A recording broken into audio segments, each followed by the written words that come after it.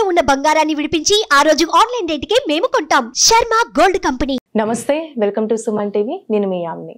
ప్రస్తుతం మనతో ఉన్నారు ప్రముఖ జ్యోతిష్య వాస్తు పండితులు, జ్యోతిష్య శిక్షణ నిపుణులు, లలితాదేవి అమ్మవారి ఉపాసకులు బ్రహ్మశ్రీ నానాజీ పట్నాయక్ గారు ఉన్నారు. మరి గురుగారితో మాట్లాడి 12 రాశుల వారికి సంబంధించి కుజ శుక్ర కేతు కలయిక వల్ల ఏ విధంగా ఉంటుంది, ఈ విషయాల గురించి అడిగి తెలుసుకుందాం. నమస్కారం గురుగారు. శ్రీమాత్రే నమః. గురుగారు, ఇప్పుడు కుజ శుక్ర కేతు కలయిక వల్ల అండి మీన రాశి వారికి ఏ విధంగా ఉంటుంది? ఇప్పుడు ఒకటేనమ్మా, ఇక్కడ కుజ శుక్ర కేతువులు శుక్రకేతువులు కన్యలో ఉంటే కుజుడు మిథునంలో ఉండి వీక్షిస్తున్నాడు. సో ఇది ఈక్వల్ టు కలయికలాగే పనిచేస్తూ ఉంటుంది. ఎందుకంటే 2 బుధ రాశుల్లోనే ఉన్నాయి. కుజుడికి 4వ దృష్టి ఉంది. దీనివల్ల ఏంటంటే దేశవ్యాప్తంగా ప్రపంచవ్యాప్తంగా కొన్ని అంటే గవర్నమెంట్ మీద వ్యతిరేకతలు కానివ్వండి, అండ్ అట్లాగే వాహన ప్రమాదాలు కానివ్వండి, స్త్రీల మీద కొంత అఘాయిత్యాలు కానివ్వండి, కొన్ని డ్రాస్టిక్ వాతావరణంలో యుద్ధపరమైన ఇట్లాంటివి జరుగుతున్నప్పటికీ మీనం వారికి స్పెసిఫిక్గా కొన్ని ఉంటాయి. అదేమిటి అంటే ఈ కుజుడు 4లో ఉన్నాడు, శుక్రకేతువులు సప్తమంలో ఉన్నాడు. ఈ రెండింటికి కాంబినేషన్ ఏర్పడింది.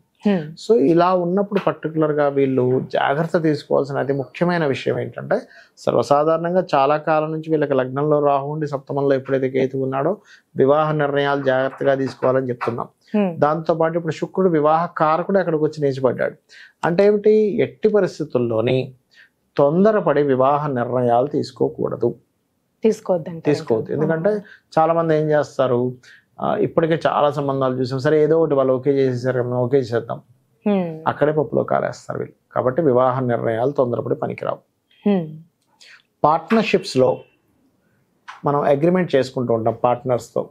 అటువంటి పార్ట్నర్షిప్స్ అగ్రిమెంట్స్ విషయంలో కొంత జాగ్రత్తగా ఉండాలి. 2.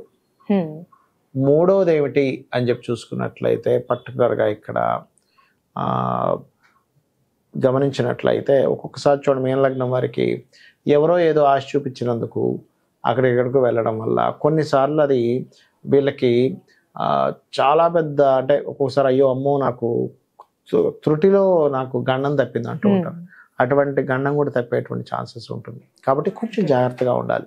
ఎందుకంటే సప్తమ స్థానం మారక స్థానం అంటూ ఉంటారు. అష్టమాధిపతి సప్తమంలో ఉన్నాడు. ఇక్కడ ఏవైతే చేసుకుంటారో, రెమెడీస్ చేసుకుంటారో దానివల్ల తగ్గుతుంది కూడా. అదేం పెద్ద భయపడాల్సిన పని లేదు. కానీ చెప్తున్నాను నేను మీకు, ఎందుకంటే సర్వసాధారణంగా ఇప్పుడు మీనంలో రాహు సంచరిస్తున్నాడు.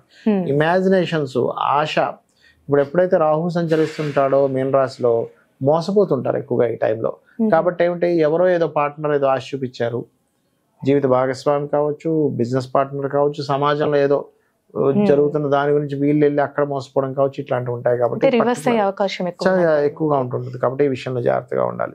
కాకపోతే ఇక్కడ ఈ దశమం మీద కుజుడు దృష్టి, అంటే ద్వితీయ భాగ్యాధిపతి మీన లగ్నానికి దశమం మీద దృష్టి ఉన్నందుకు ఈ పోలీస్ డిపార్ట్మెంటు, లేనట్లయితే డిఫెన్స్, సెక్యూరిటీ రిలేటెడ్, ఇప్పుడు నార్మల్గా సెక్యూరిటీ కాకుండా ఇప్పుడు మనకి చూడండి సాఫ్ట్వేర్ రిలేటెడ్ వాటిలో కూడా సెక్యూరిటీ ఉంటాయి కొన్ని సాఫ్ట్వేర్ పరంగా. అటువంటివి ఏమైనా కొత్త అవకాశాలు రావడానికి, కొత్త అవకాశాలకు బాగుంది ఇక్కడ మళ్ళీ చెప్పాలంటే. కానీ ఈ విషయాల్లో పర్టికులర్గా పార్ట్నర్షిప్స్, వివాహము, ప్లేస్ మారేటువంటి విషయాల్లోని, ఏదైనా అగ్రిమెంట్ చేసుకునే విషయంలో సిబ్లింగ్స్ మూలంగా ఒక్కోసారి సంబంధం ఒక్కోసారి మిస్ అవ్వడం, సిబ్లింగ్ వద్దంటున్నందుకు సంబంధాన్ని వదులుకోవాల్సి రావడం, ఇట్లాంటివి కూడా ఏర్పడుతూ ఉంటాయి. సో ఈ విషయాల్లో లేదా ఏదైనా స్టేజ్కి మాట్లాడేటప్పుడు, సోషల్ మీడియాలో ఏదైనా ఒక స్టేట్మెంట్ ఇచ్చేటప్పుడు ముఖ్యంగా జాగ్రత్తగా ఉండాలి మీన లగ్నం వారు, మీన రాశి వారు. అయితే ఇప్పుడు మీనరాశి వారికి ఇంకా మెరుగైన ఫలితం రావాలంటే ఎలాంటి పరిహారం చేయాలంటారు? తప్పకుండా అమ్మ, ఇక్కడ ఫస్ట్ ఆఫ్ ఆల్ ఏంటంటే వీళ్ళకి రాజరాజేశ్వరి అమ్మవారి యొక్క ఆరాధన చేసుకోవాలి ముఖ్యంగా. అయితే ఇక్కడ వీళ్ళకి ఒక లక్కీ ఏంటంటే పూర్వజన్మ కర్మస్థానంలో బుధాదిత్య యోగం ఏర్పడింది. ఎప్పుడైనా పూర్వజన్మ కర్మస్థానంలో బుధాదిత్య యోగం ఏర్పడినప్పుడు ఏం జరుగుతుంది అంటే, వీళ్ళకి పూర్వజన్మలో చేసిన పుణ్యం ఇప్పుడు అనుభవంలోకి వస్తుంది. మనం ఏమనుకుంటామంటే ఎప్పుడు కష్టాలు అనుకుంటాం కదా, ఒకసారి లక్ కూడా కలిసి వస్తుంది కదా, పుణ్యం కలిసి వచ్చేటువంటి సమయంగా చెప్పుకోవాలి ఒక రకంగా పాజిటివ్ చెప్పాలంటే. ఎందుకంటే బుధాదిత్య యోగం ఇస్ ఇన్ 6th house. సహజంగా మీన లగ్నంలో జన్మించారంటే తండ్రితో ఎక్కువ లింక్ ఉంటుంది వారికి. గవర్నమెంట్ ఎంప్లాయీస్, ప్రభుత్వ సంబంధించినటువంటి విషయాలు, తండ్రికి ఇతను చేయడం లేదా తండ్రి ద్వారా ఈయన పొందడం, అంటే ఈయన లైఫ్ మొత్తం దాంతో కనెక్ట్ అవుతుంది. ఇక్కడ ఏమవుతుందంటే ఆ కర్మ చాలా మటుకు ఫ్రూట్ఫుల్ అయ్యేటువంటి విషయాలు ఇట్లాంటివి ఇస్తూ ఉంటుంది. అయితే ఈ సమయంలో వీళ్ళు ఎక్కువగా నవగ్రహాల్లో శుక్ర, కేతు, కుజ, శని గ్రహాల దగ్గర, వీలైతే రాహుగ్రహం దగ్గర కూడా, ఎందుకంటే వీళ్ళకి లగ్నంలో రాహు ఉన్నాడు కాబట్టి రాహుగ్రహం దగ్గర దీపారాధన చేయడము, అమ్మవారి నామాల్లో ముఖ్యంగా దుర్గానామము, అదేవిధంగా రాజరాజేశ్వరి అమ్మవారి యొక్క స్తోత్ర పఠనం చేయడము ఇవి గనక చేసినట్లయితే వీళ్ళకి తొందరపాటు నిర్ణయాలతో వివాహ సంబంధించిన విషయాల్లో కానీ ఇమాజినేషన్లో ఏదో ఆశపడి ఇబ్బంది పడడం కానీ తగ్గుతుంది.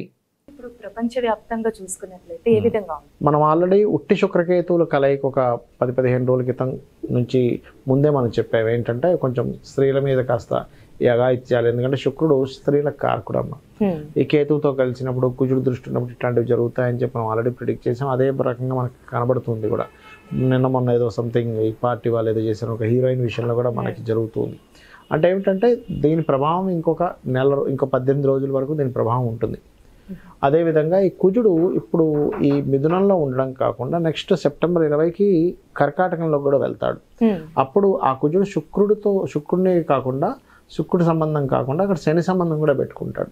అందుకని అదొక 4-5 నెలల ప్రభావం ఉంటుంది. అంటే దీని ప్రభావం ఇప్పుడు ఓన్లీ శుక్రకుజ కేతువే కాకుండా ఇంకొక 5 to 6 months వరకు ఈ దేశవ్యాప్తంగా ఇప్పుడు ఆల్రెడీ కొన్ని యుద్ధాలు కూడా జరుగుతున్నాయి. సరే, దాని ప్రభావం పెరుగుతూ ఉంటుంది. పెరగడము లేనట్లయితే కొన్ని అంటే ప్రభుత్వం కొన్ని డ్రాస్టిక్ నిర్ణయాలు తీసుకోవడం ద్వారా దాని యొక్క ప్రభావం పడడం ఇట్లాంటివన్నీ కూడా ఉంటాయి. అంటే ప్రభుత్వం మీద వ్యతిరేకతనిచ్చేటువంటి గ్రహస్థితి నడుస్తుంది ప్రజెంట్ ఇప్పుడు. అందుకని ఏమవుద్ది, స్లోగా ప్రభుత్వం మీద వ్యతిరేకత ప్రారంభమవుద్ది. ఫస్ట్ ఏమో పాజిటివ్గా ఉంటుంది, దాని తర్వాత వ్యతిరేకత ప్రారంభమవుతుంది. అంటే మల్టిపుల్గా జరుగుతూ ఉంటాయి. ఒకవైపు వ్యతిరేకించేవారు ఎక్కువ మంది, ఒకవైపు ప్రభుత్వాన్ని సమర్థించే వాళ్ళు ఎక్కువ మంది. ఎలా ఉంటుందంటే ఇప్పుడు ఇవాళ రేపు మీరు చూడండి, ఏదో ఒక ఇష్యూస్ నడుస్తూ సమర్థించే వాళ్ళు వ్యతిరేకించే వాళ్ళు పెరుగుతూ వస్తున్నారు ప్రతి విషయాన్ని, ఇష్యూని. ఆ రకంగా ఏమవుతుందంటే ప్రభుత్వ సంబంధించినటువంటి విషయాల్లో, ఎందుకంటే ఇక్కడ రవి కూడా మనకి శుక్రకేతువుల మీదుగా ప్రయాణం చేయనున్నాడు ఆయన. అందుకని ఏమవుతుంది, కొన్ని విభజనలు అంటే ఇప్పుడు ఆల్రెడీ ఒక ప్రభుత్వం నడుస్తుంది, ఆల్రెడీ ఓడిపోయిన ప్రభుత్వం దీన్ని అవకాశంగా తీసుకొని ఇంకేదైనా మనం దీన్ని ప్రణాళిక చేయొచ్చా, మనం ఇంకేదైనా దీన్ని అడ్వాంటేజ్గా తీసుకుని మనం ఏదైనా చేయొచ్చా అనేటువంటిది ఉంది. కాబట్టి ఈ రవి కేతువు మీదుగా సంచారం జరుగుతుంది కాబట్టి నెక్స్ట్ కాస్త ప్రభుత్వాలు కూడా జాగ్రత్తగా ప్రభావం ఉంటుంది. అయ్యో, పొలిటికల్ మీద జరిగేటువంటి గొడవల వల్ల పొలిటికల్ మీద ప్రభావం వచ్చే ఛాన్సెస్ ఉంది రాబోయే ఇక్కడ నుంచి ఒక 5 to 6 months వరకు అనేటువంటిది బలంగా చూపిస్తుంది. ఎందుకంటే ఈ కుజుడు ఇప్పుడంటే శత్రుక్షేత్రంలో ఉన్నాడు మిథునంలో, కానీ తర్వాత నీచస్థానంలోకి వెళ్తాడు. నీచస్థానంలోకి ఎప్పుడైతే వెళ్ళి తను శనిని వీక్షిస్తాడో, అష్టమంలో ఉండే శనిని, అక్కడి నుంచి అష్టమంలో ఉండే శనిని వీక్షిస్తాడో, శని కుజులు ఎప్పుడైతే వీక్షణ జరుగుతుందో ఏమవుతుందంటే ఈ ఫలితాలు ఇస్తుంది. అలాగే కొంత వాహన ప్రమాదాలు, శుక్రుడు వాహనాలకు కారకుడు. ఈ 18 రోజులు దాదాపుగా మనకి సెప్టెంబర్ 18th వరకు కొంచెం వాహనాల విషయంలో, అది ట్రైన్లు కావచ్చు, బస్సులు కావచ్చు, కొంచెం ప్రయాణాలు చేసేటప్పుడు కొంత జాగ్రత్తగా ఉండాలి. సడన్గా ఉన్నటువంటి ఏదైనా ఒక రాజులు ప్రయాణించేదంటే ఇప్పుడు సీఎంలు పిఎంలు ఉన్నారు, వాళ్ళు ప్రయాణించేటువంటి వాహనాలు కూడా కొన్ని చెడిపోవడం సడన్గా ఇట్లాంటివి జరుగుతూ ఉంటాయి. ఇవి కొంచెం పర్టికులర్గా చూసుకోవాలి. ఇది 18th వరకు పర్టికులర్గా ఈ సీఎంలు కావచ్చు, పిఎంలు కావచ్చు, ఎమ్మెల్యేలు ఎంపీలు కావచ్చు, వీళ్ళు ప్రయాణించేటువంటి దాంట్లో మరి వీళ్ళందరికీ కూడా ఇబ్బంది కలగకుండా ఉండాలంటే ఏం చేయాలి? మెయిన్ ఆస్ట్రాలజీ యొక్క మెయిన్ ఉద్దేశమే అది. అంటే ఏంటి, మీకు ఇలా ఉంది కాబట్టి దీన్ని ఎట్లాగా అధిగమించాలి చూసుకున్నట్లయితే ముఖ్యంగా నవగ్రహాల్లో శుక్ర, కేతు, కుజ, శని, ఈ 4 గ్రహాలు గుర్తుపెట్టుకోండి. శుక్ర, కేతు, కుజ, శని, వీలైతే రాహు. మెయిన్గా అయితే మేజర్గా ఈ 4 గ్రహాల దగ్గర దీపారాధన చేయాలి. రెండవది ఏంటంటే అమ్మవారి యొక్క ఆరాధన, అందులో ముఖ్యంగా లలితా అమ్మవారి యొక్క ఆరాధన, గణపతి యొక్క స్తోత్ర పఠనము, సుబ్రహ్మణ్యేశ్వర స్వామి ఆరాధన చేయడము.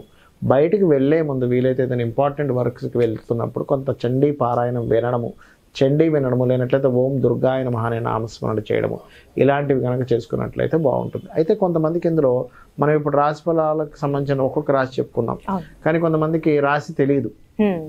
అలాంటి వారు కూడా ఇప్పుడు నేను చెప్పినటువంటి దానాలు ఇచ్చుకుంటూ, అంటే ఈ దీపారాధన చేయడము, వీలైతే గోవులకి గ్రాసం ఉంటుంది, గ్రాసము, తీపి చపాతీలు అంటారు, అంటే తేనె పూసిన చపాతీలు తినిపించడము, అదేవిధంగా క్యారెట్స్ తినిపించడము చేసినట్లయితే వాళ్ళ లైఫ్లో వాళ్ళకి తెలియదు కదా, వాళ్ళ లగ్నం ఏంటో తెలియదు, రాశి ఏంటో తెలియదు, వాళ్ళు రాయలేదు.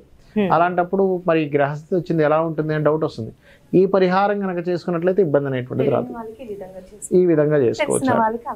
తెలిసిన వాళ్ళకి ఆ పర్టికులర్ అంశాల్లో జాగ్రత్తగా ఉండాలి. నేను చెప్పేది ఒకటే, ఈ శుక్రుడు మారే వరకు కూడా స్త్రీలను ఒంటరిగా కొన్ని ప్రదేశాలకు వెళ్ళినప్పుడు ఇబ్బంది ఉంటుంది అన్నప్పుడు కొంచెం జాగ్రత్తగా ఉండడం మంచిది. చాలా చక్కగా తెలియజేశారు గురుగారు, ధన్యవాదాలండి. శ్రీమాత్రే నమః.